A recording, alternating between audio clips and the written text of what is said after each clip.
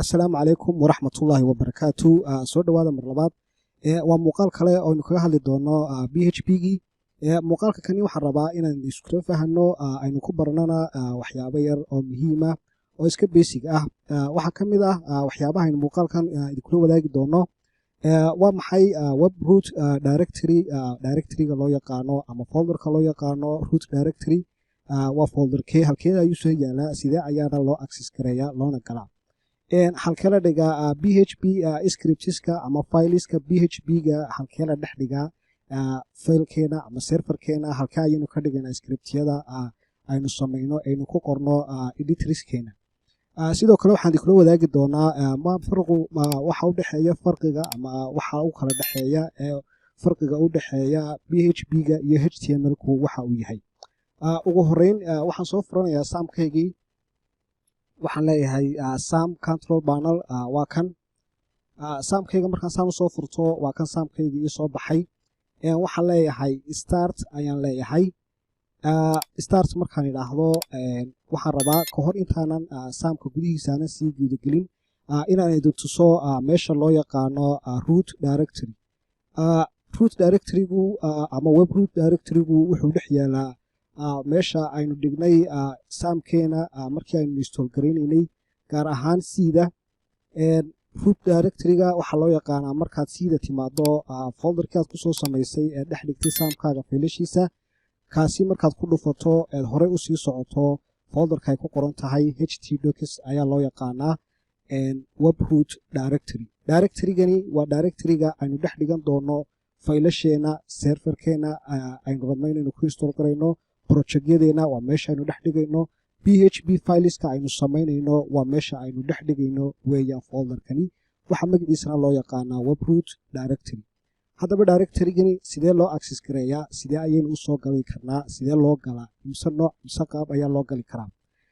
ugu horeyn waxaynu ku gali karnaa haddii aynu soo furano panelkeena saamka adminka aan ku dhufto wuxuu toosii gelinayaa browserkayga defaultka ii ah ee faylasha lagu furo. browserkayga markuu geeyo halkan iminka aan joogo locationkan aan joogo waxaad arkaysaa halkaas sare ku qoran localhost/dashboard. maxay yihiin haddaba localhost waa halkii ma folder ba ma magac ba ma domain ba muxuu yahay localhost dashboard se muxuu yahay.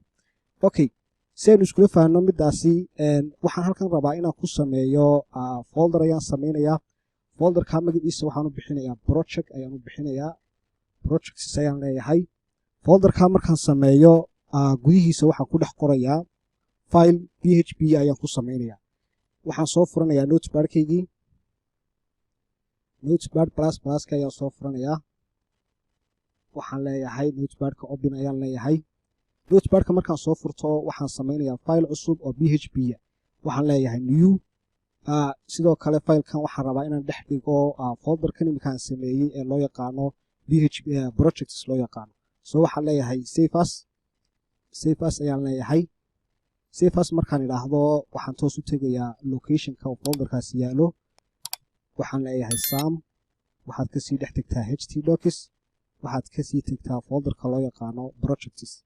folderkan ayaa rabaa filekaygan PHP-ga inaan ku dhex save gareeyo. okay magacaan u bixinaya waxa weeyaan file 1 ayaan u bixinayaa .php ayaan rabaa inaan idhaahdo deetana inter ayaan leeyahay. filekaygii PHP-gii waa la sameeyey waa kan halkan yaala saad idiin muuqata. waxaan uga socdaa haddaba inaan idinku faasiyana aan rabaa localhost maxay yihiin, dashboard se muxuu yahay. haddiise aan rabo filekan inaan galo oon scriptyada ku qoran ee PHP-ga aan arko resultigooga sidee ayaan filekan u gali karaa. filekan waxaan u gali karaa inaynu isla fahanno marka hore localhost waxa uu yahay. okay localhost waxaa loo yaqaanaa htdocs wixii ka horeeya ayaa waxaa loo yaqaanaa web root directory. midda kale waxaa kugu filan si aad halkaasi u soo gaadho oo folderkaasi aad ugu qorto keliya inaad tidhaahdo localhost ama inaad tidhaahdo waxa loo yaqaano IP addresska localhostigaaga aad geliso. sidoo kale waxa uu ku leeyahay /dashboard ayaan ku dhex jiraa iminka. dashboardku waa kan waa folderka dashboardka ay ku dhex jirno waa projectka dashboardku waa kan. waxaa leeyahay dashboardka haddii aan furo dhexdiisa waxa yaala file ay ku qoran tahay index ayaa dhex yaala. faylkaasi haddaan dhexdiisa aan tago oon ama halkani si toosa aan u dhex tago oon idhaahdo index.php taro maxaa soo bixi doona resultigu muxuu noqon doonaa resultigu waxau noqonayaa saad arkaysaan halkaasi nothing waxma soo baxay laakiin faylkaasi waxa weeyaan file html weyn soo html ka ayaan raacinaya resultigii markii hore inoo soo baxday resulti la mid ah ayaa soo baxday oo haddaan iminka markii hore intaa haddii aan ka masaxo wuxuu si default ah usoo qabanayaa indexkaasi oo serverka haddii aad tidhaahdo meel folder aad gasho folderkaasi uu ku jiro indexkaasi si automatically ayuu server kuu soo qabanaya oo haddii aan iminkaan idhaahdo index.html resultiga inoo soo baxaysa hadda halkan aad ka arkayso iyo resultiga markaan inter idhaahdo soo baxaysaay waa isku mid so folderkaasi ama faylkaasi waa faylka halkaa yaalla weeyaan okay haddaan haddaba faylkaasi aanu aragnay serverkeenu uu si default ah uu soo furayo marka saamka lasoo galo faylkeeni aynu samaynay haddaba saynu u gali karnaa faylkeenu wuxuu dhex yaalay projects ayuu dhex yaalay faylkaasi seen u gali karaa faylkaasi waxaan u gali karaa halkee ayuu yaalaa faylkaasi waxa uu yaalaa faylkaasi htdocs waxaa loo yaqaanaa local host ayaan idhi local host markaad tidhaahdo macnaheedu waxay tahay waxaad dhex joogtaa bartan ayaad joogtaa halkan ayaad joogtaa haddaba si aad project aad u gasho local host markaad tidhaahdo waxaad sii raacini folderka uu faylkaagu dhex yaalo folderka imika uu faylkeenu dhex yaalo waa folderkan loo yaqaano project so waxaan leeyahay halkan ayaan waxaan leeyahay waxaad tegtaa local host markaad timaado htdocs waxaad tegtaa folderka ay ku qoran tahay projects kali baan leeyahay folderkaasi markaad gasho inter haddaan idhaahdo waxa uu ii soo saarayaa faylkii folderkaasi dhex yaalay oo ah file1.php faylkaasi ma dhex yaalaa waa kan yes ha uu dhex yaalaa soo imika faylkaasi haddii aan soo furo gudihiisa maxaa ku dhex jiray dee koodhkiisa waa adigii arkayey wax fayla ama wax commandisa wax scriptya ama wax kuwarisa ama wax taagisa wax php koodhisa iyo wax html midnaba kumaynaan soo darin oo waa fayl maran weeyaan haddaba waxaan rabaa inaan halkaa faylkaasi aan php code aan ku soo darsado ayaan rabaa ama php code php oo aad u fudud ayaan rabaa inaan ku soo darsado ugu horeyn php tagga marka aynu rabano inaynu qorno maxaa lagu bilaabaa maxaa lagu furaa maxaase lagu xidhaa waxaa lagu furaa calaamadan loo yaqaano greater than waxaan ka wada less than ayaa waxaad raacini question mark deetana waxaad odhanay b iyo h iyo b ayaad odhanay deeto inter markaad tidhaahdo calaamadda waa php taggu waa meesha uu ka furmo weeyaan waa lasoo xidhaa waxaana lagu soo xidhaa question mark iyo waxaa lagu soo xidhaa calaamadda greater than laymamkan halkan aad ka arkayso taagayga inta u dhaxaysa ayuu serverkeygu wuxuu u aqoonsanayaa inuu yahay code php-ya haddaba haddaan intaasi safe gareeyo oo serverkeeni browserkeeni aan idhaahdo refresh ku samee waxba ma soo baxayo oo dee taaggii un baynu samaynay weli wax kooda kumaynaa soo dhex dirsan haddaba kood yar oo fudud ayaan rabaa inaan kusoo dhex dirsado koodkaasi waxaan rabaa inaan idin tuso kood yaroo iska fudud so waxaan leeyahay echo ayaan leeyahay ama umaya waxaan leeyahay functionkii lagu soo saarayey php versionka aynu isticmaalayno ama serverkeenu isticmaalayo ayaan qoranayaa deeto waxaan leeyahay semicolon statement kasta oo php-ya waxaa lagu soo xidhaa ama lagu soo gebagabeeyaa ama birtiisa ugu dambaysa la dhigaa calaamadda semicolon intaa haddii aan safe gareeyo browserkaygana aan dib ugu soo noqdo refresh aan idhaahdo wuxuu isiinayaa php versionka ku jira systemkayga marka waxaan ka wadaa guud ahaan haddii aan soo khulaaseeyo folderkani loo yaqaano folderkan htdocs loo yaqaano waxaa la yidhaahdaa waa folderka waxa weeyaan aynu dhex dhigi doono dhammaan scriptiyada php-ga ama file kastoo php-ya waa folderka aynu dhex dhigino weeyaan taa macnaheedu waxa weeyaan meel kale haddii aynu dhigno filekeenaasi lama soo akhrin karo ama lama soo access garayn karo waad la access garayn karaa laakiin sidii resultiga aynu filaynay kama heli karno marka meel kasta ma dhigayna laakiin waxaynu dhigaynaa faylasha php-gaynu samaynayno locationkan ama folderkan dhexdiisa ayaynu dhigaynaa folderkan ayaynu ku dhex samaysanaynaa folder kale ama projectyada hadda project aad samaynayso magaciisu midka uu yahay ayaad folder ugu dhex samayn halkaa ayaynu ka access garaynaynaa qaabkan aan imika usoo galina waad usoo gali kartaa. waayahay qodobka labaad een raba idaan idiin sheego ama aan muuqaalkani aan uga faa'iidaysto waxa weeye faylka php-ga ama faylka php-ga maxaa lagu aqoonsanaya. waxa lagu aqoonsanayaa waa waxa lagu aqoonsanayaa waa extensionkiisa weeyaan. extensionkiisu haddaad halkaa arkayso waxa weeyaan .php weeyaan. haddaad halkaa aragtana php source file ayuu sheegayaa taybka faylkan uu yahay. maxaa dhici kara haddii aan sameeyo file html ah. file html haddaan sameeyo maxaa dhacaya isla koodhkan anoo isticmaalaya haddaan file php aan sameeyo file html haddaan sameeyo maxaa dhacaya. so waxaan leeyahay imika file 2 ayaan sameynayaa waxaanan ka dhigayaa extensionkiisa h iyo t iyo m iyo l ayaan ka dhigayaa deetana safe ayaan leeyahay. halkaa waxaa soo galay file kale ay ku qoran tahay file 2 ayaa soo galay. qaabkii aynu ka hore usoo galnay ama usoo access garaynay ayaan rabaa kana inaan usoo galo. so waxaan leeyahay halkan ugu dambeysa maadaama isku project ay dhex yaalaan folderka ay ku qoran tahay dusha sare haddaad arkayso folderka pathkiisu waa ka project bay labada file ba dhex yaalaan. so haddaan idhaahdo kani extensionkiisu maaha aan rabo imika inaan galo waxa weeyaan file 2 ayaa magaciisa la dhahdaa extensionkiisuna waxa weeyaan html weeyaan. intan haddaan idhaahdo wax soo baxaya ma laha. sababtay wuxuu soo bixi waayeen waa maxay.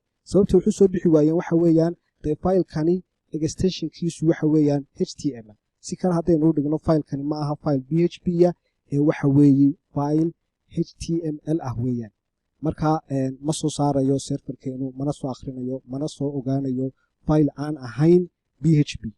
haddaba su-aashu waxa weeyaan sideen isugu dhex combine garan karnaa sideen isugu geyn karnaa html-ka iyo php-ga sidee ayaynu isugu geyn karnaa. waaye su-aashaanoo ka jawaabaya waayahay laakiin ka hor intaynaan u tegin html-ka iyo php koodhka qaabka la isugu darayo waxaan rabaa inaan mar labaad ku yar noqdo root directory-ga ama web root directory qaababka loo gali karo. ugu horeyn waxaynu sheegnay si aynu u galno web root directory-ga waxaynu u baahannahay inaynu idhaahno localhost kadibna folderka aad rabto iyo fileka aad rabto inaad kusii qorto.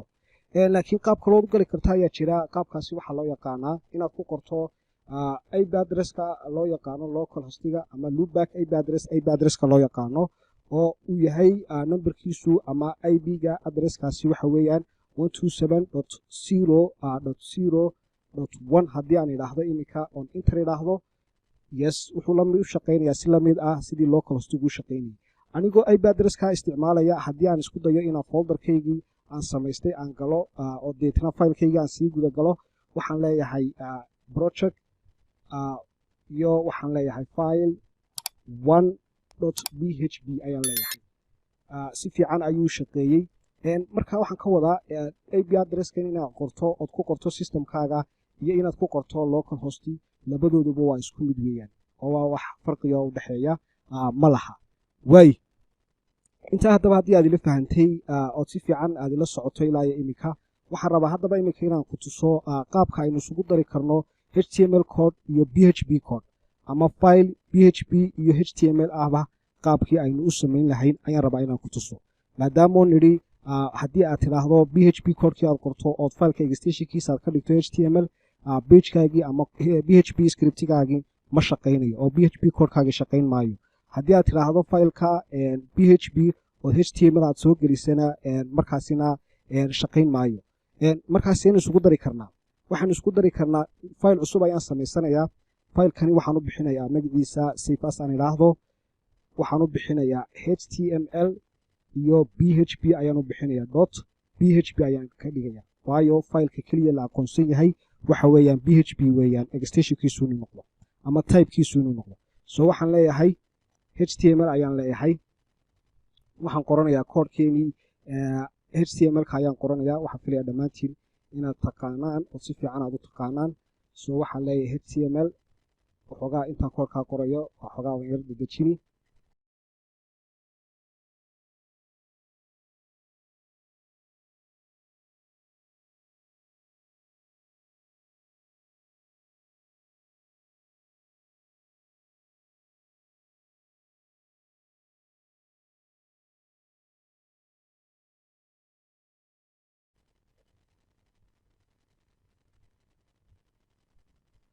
waay saadarkiisaan waxaan sameeyey php iyo waxaan sameeyey baan ka wadaa html ayaan sameeyey file ama html code ayaan ku qoray filekeygii php-ga saadarkiisaan html filekeygii php-gii waxaan ku qoray html code ayaan ku qoray waxaan isticmaalay waxoogaa basic yar oo html basic codes yar oo aad u fudud ayaan isticmaalay waxaan rabaa haddaba filekeygan inaan soo access gareeyo oo ka soo galo serverkeyga ayaan rabaa inaan dhinaca serverkeyga aan ka soo galo waxaan leeyahay local host ayaan leeyahay local host uma baahni dashboard folderka loo yaqaano waxaan u baahanahay folderka loo yaqaano project folderka project markaad tiraahdo waxaan u baahanahay filekan html-ka saad arkayso koodkeenii html-ku waxa uu ka dhex shaqeeyey file php-ya taasi micnaheedu waxay tahay markaaynu rabno inaynu isku darno html code iyo php code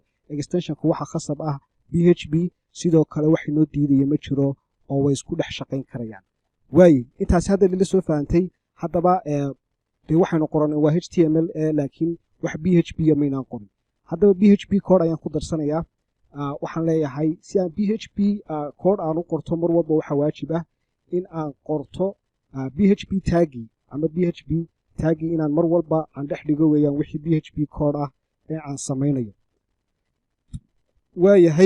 waxaan leeyahay halkan ayaan rabaa inaan dhex dhigo waxaan leeyahay echo ayaan isticmaalayaa echo waa function loo isticmaalo in lagu soo printer gareeyo waxyaabaha stringa ah ee aad rabto inaad ku soo bandhigto fileka php-ga ama pageka php-ga waxaan leeyahay save headerkaan isticmaalay waxa weeyaan page html iyo php code sida halkaa ka aragto halka waxaan isticmaalay php tagana echo abyad group ayaan isticmaalay intan haddaan idhaahdo refresh haddaan idhaahdo maxaad arkaysaa abyad group waxay hoos gashay ama waxay garab gashay codeka ayay dhex gashay waayo ay u dhex gashay halkii headerka maxay dhex gashay waxay u dhex gashay dee headerkii dushiisii ama headerka dhexdiisii ayaynu dhex dhignay html waxaan ka wadaa php codekeeni headerka hoostiisa ayaan rabaa inaan dhigo waxaan leeyahay refresh waxaan rabaa inay hoos yimaadaan yes waa kan php codekeeni waa kan resultigiisii html codekeeni resultigiisiina waa ka qaabkaasi waxa weeye qaabka la iskugu dhex combine gareeyo php code iyo html code waan ku salaamayaa muuqaalkan waxaan rabaa intan inaan kusoo koobo ma rabo inuu ila sii dheeraado waa iska basic weeyaan waxaan rabaa muuqaalka ku xiga inaan kaga hadlo faariya baliska oo aynu dul istaagno aad baan kuu salaamayaa haddaana channelka aanad kusoo biirin waxaan ku xasuusin lahaa inaad kusoo biirto wax su-aala haddii aad qabto iisoo dhig qaybta description qaybta commentiska iisoo dhig si aynu muuqaalka ku xiga aynu u falanqayno aad baan idin salaamayaa assalaamu calaykum waraxmatullaahi wabarakaatu